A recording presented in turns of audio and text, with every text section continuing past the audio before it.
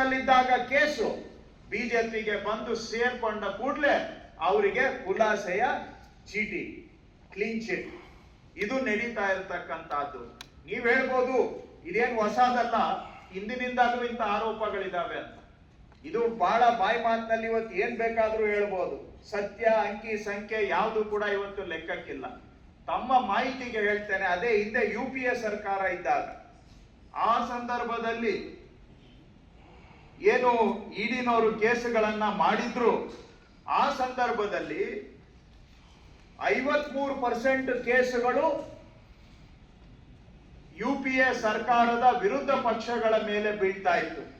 ಆದ್ರೆ ಆ ಸಂದರ್ಭದಲ್ಲಿ 47% ಇಡಿ ಕೇಸಸ್ ಕಾಂಗ್ರೆಸ್ ಮತ್ತು ಕಾಂಗ್ರೆಸ್ನ ಮಿತ್ರ ಪಕ್ಷಗಳ ಮೇಲೆ ದಾಖಲಾಗಿದೆ. 47%. ಇವತ್ತು 95% ಕೇಸಸ್ ಅಪೋಸಿಷನ್ ಪಾರ್ಟಿ ಮೇಲೆ, 5% ಮಾತ್ರ ರೂಲಿಂಗ್ ಪಾರ್ಟಿ ಮೇಲೆ.